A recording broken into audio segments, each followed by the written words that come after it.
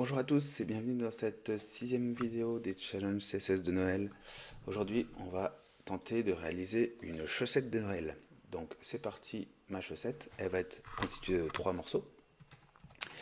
Tout en haut, on va avoir un peu de fourrure, synthétique bien entendu. Ensuite, on va avoir le haut de la chaussette, je vais simplement appeler ça top, et le pied de la chaussette que je vais appeler bottom. Ok, donc on va commencer par la partie top. Ici, on va, dans notre route, utiliser une size de 100 pixels. Ce sera la largeur de notre partie. Donc, la width, elle aura une var size. Aspect ratio, on va mettre 1/2. Et en background color, on va lui mettre le Xmask Red qui est déjà configuré dans mon fichier global. On a donc un carré comme ça. Donc maintenant, on veut le rendre un peu arrondi. Donc on va mettre un border radius qui va être 0, 0. On va lui mettre 50%, 0. Donc là, on voit que l'arrondi est pas terrible parce qu'il fait 50%, 50%. On voudrait que ça soit 25%, 50%. Donc pour ça, on a une petite astuce. On peut régler les différents côtés de notre... Donc là, on va mettre 50%. Et ici, 25%.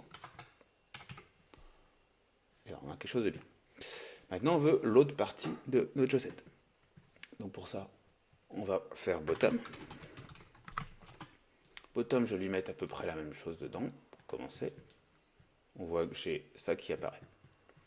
Donc bottom, on voudra que le bout soit arrondi plutôt comme ça. Ici 25%, 25%. Donc là, ça sera le bout de notre chaussette. Et ensuite, on va avoir une partie qui sera arrondie. Hop, on peut tous les mettre arrondis, c'est pas très grave, il sera caché par l'autre côté de toute façon. Donc maintenant, ce qu'on veut, c'est celui-là, le placer par ici. Donc pour ça, on va les mettre tous les deux à la même place. Donc on va partir de socks, qui est la globalité, et ça, on va lui dire, englobe-moi tout ça. Tu vas faire un display grid, place item center,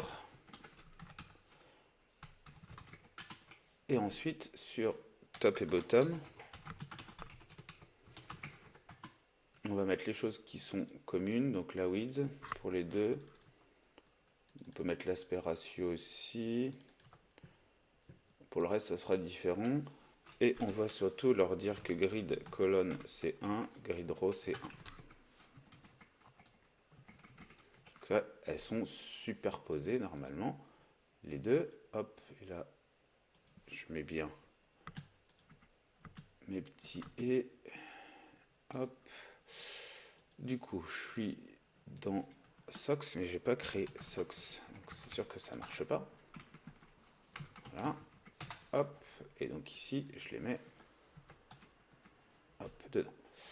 Ok. Donc normalement, voilà, on voit bien, les deux sont superposés. Donc maintenant, je vais prendre bottom et je vais le tourner. Si je le tourne de 50 degrés par exemple, on va voir ce que ça donne. On voit ici qu'il tourne. Nous, on aimerait qu'il tourne mais par rapport à un centre de rotation qui va se trouver par ici. Donc le centre de rotation, on va lui mettre ici que le transform origine, ça va être center bottom.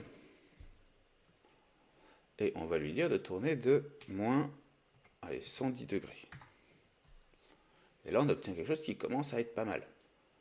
On voudrait par contre que le centre de rotation soit peut-être un petit peu plus haut. Donc plutôt que mettre tout à fait bottom, on va essayer de prendre la moitié de vous voyez, la largeur. On va prendre ici la moitié de cette largeur pour avoir un point qui est près par ici. Donc on a var size divisé par 2. Tout ça dans un calque.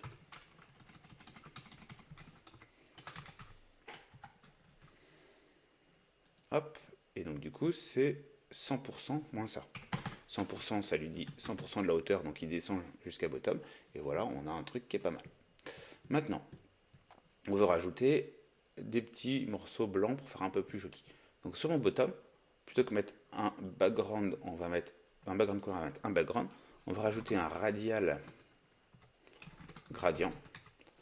Alors, il faut bien comprendre ici qu'on fait tourner la chaussette. Donc, ce qui nous intéresse, c'est le côté haut de la chaussette qui se retrouve ici en bas. Donc, on va dire qu'on veut un circle à top. Et on veut que ça soit white. On va mettre, on va mettre je sais pas, 25%, on va voir ce que ça donne. Hop. Et ensuite, on veut que ça soit on veut que ça soit rouge. On voit ici qu'on commence à avoir le truc bien, mais on veut que ça soit pas progressif. Donc aussi, on va lui dire commence à 25 aussi. Ça, il y aura un arrêt net. On va faire la même chose au côté ici du top, le background color. On va l'enlever. Et par contre, plus que ce soit top, on veut que ça soit plutôt nous right bottom. Donc là, on ne le voit pas parce qu'il est sous l'autre. Donc on va faire en sorte ici que le z-index, on peut utiliser du z-index quand c'est en grid et que c'est superposé. On va bien mettre z-index à 0 sur le bottom. Et sur le top, on va lui mettre un z-index à 1 pour être sûr qu'il passe par-dessus. Et on voit ici qu'on a également notre petit marque ici. On peut le faire un petit peu plus gros si on le souhaite. On peut mettre, on va essayer de mettre 35%, ce que ça donne.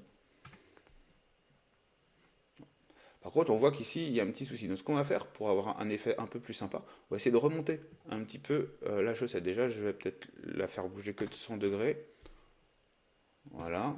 Et on va la diminuer un petit peu en taille. Je vais faire un scale.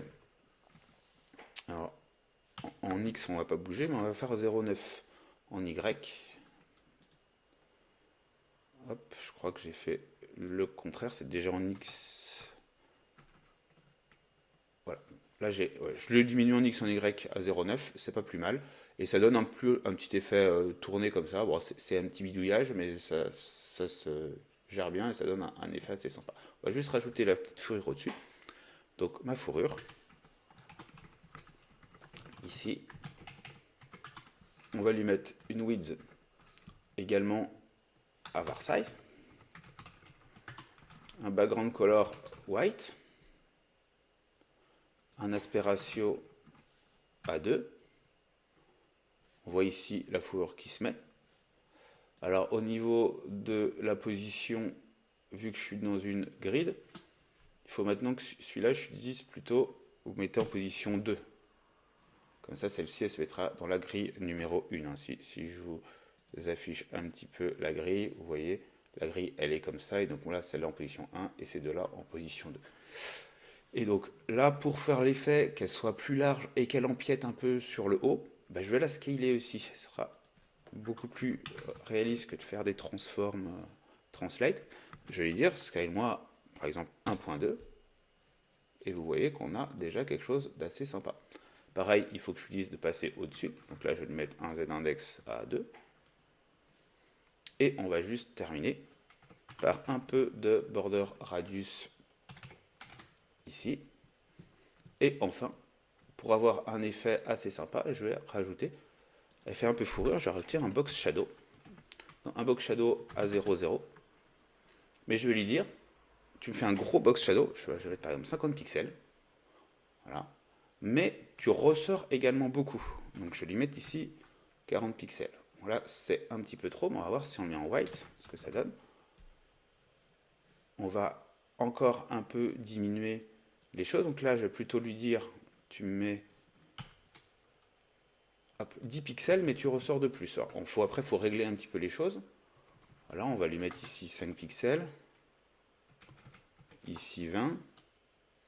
Donc, on va dire que le premier, c'est l'effet de blur. Il ne faut pas en mettre trop. 5 pixels, c'est pas mal. Ça fait un petit peu flou, mais pas trop. Et le second, c'est de combien ça ressort. On va mettre 10 ici.